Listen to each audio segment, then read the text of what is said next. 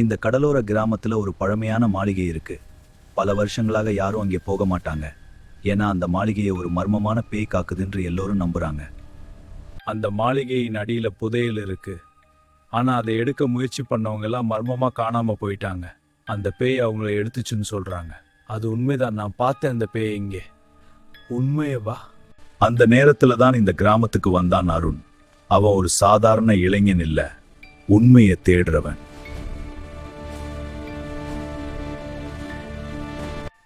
தாம்பி, அந்த மாளிகை நல்ல இடம் இல்ல. பல பேர் போயிட்டு திரும்பியே வரல. ஐயா, பேய் இருந்தா பார்த்துக்கலாம். பயம் ஒரு கதையா இருக்கலாம், ஆனா உண்மை வேறொரு முகம் கொண்டிருக்கும். இரவு 12 மணி. கிராமம் முழுக்க அமைதி. ஆனா அருணின் மனசுக்குள் ஒரு தீர்மானம். பயத்தை நேரா எதிர்கொள்ள போகிறான்.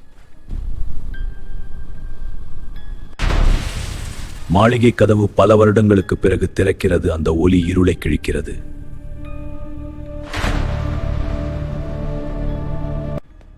ஒவ்வொரு அடியும் ஒரு மர்மம், ஒவ்வொரு நிழலும் உயிர் கொண்டது போல தெரிகிறது.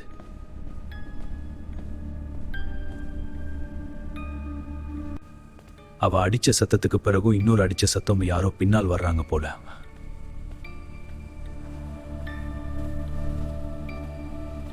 முதல் முறையாக அவன் அதை பார்த்தான். வெள்ளை நிழல் மாடிப்படியில் நின்று கொண்டிருந்தது. பல வருடங்களுக்கு முன்பு இந்த மாளிகையின் அடியில் புதையல் கண்டுபிடிக்கப்பட்டது. இந்த புதையலை நான் பாதுகாப்பேன். பயம் இல்லாமல் தேடியவன் தான் உண்மையை காண்பான். அந்த மேசையின் உள்ளே மறைந்திருந்தது மாளிகையின் ரகசிய வரைபடம். மாளிகையின் உண்மையான ரகசியம் தரையின் கீழே இருந்தது. இருள் அவனை அழைக்கிற மாதிரி. ஒவ்வொரு படியும் அவனை உண்மைக்கு அருகே கொண்டு சென்றது. ஆனா அந்த உண்மை எவ்வளவு பயங்கரமோ அவனுக்கு தெரியாது.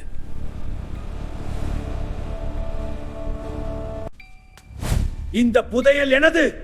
யாரும் அதை இணக்கியா? நீ பேய் இல்ல. பயப்படாமல் நின்றவன்தான் உண்மையை வெல்ல முடியும்.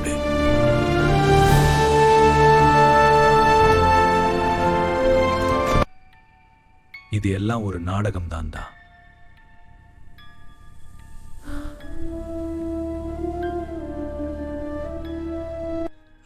புதையலை காக்க நான் பேய் வேஷம் போட்டேன். யாரும் அதை எடுத்துடாதுன்னு. ஒரு சத்தியம் அவனை பயமாக மாற்றியது. இந்த பொக்கிஷத்தை பாதுகாப்பது உன் பொறுப்பு.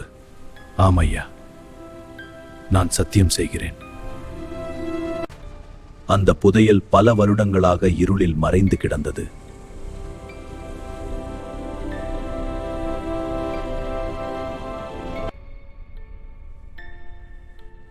இந்த புதையல் எனக்கா இல்ல, இந்த கிராமத்துக்காக.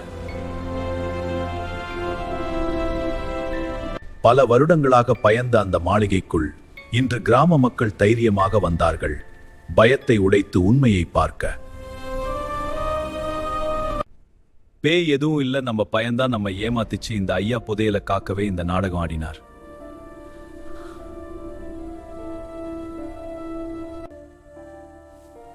என் தவறு மன்னிச்சுடுங்க. நான் பயமுறுத்தினேன். ஆனா இந்த புதையல் காக்கத்தான்.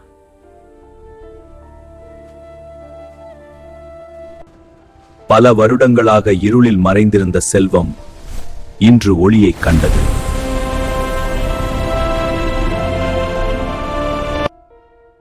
இந்த புதையல் யாருடைய சொத்து இல்லை, இது கிராமத்தின் சொத்து. இதை வளர்ச்சிக்காக பயன்படுத்துவோம். ஒரு புதையல் கிராமத்தின் விதியை மாற்றியது.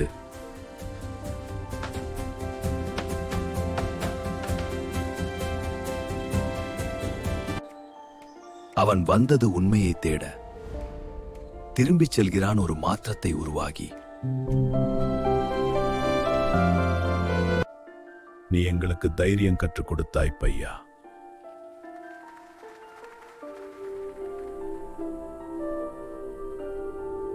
பயம் என்பது உண்மை அல்ல. உண்மையை தேட துணிவு இருந்தால் இருளும் ஒளியாகும்.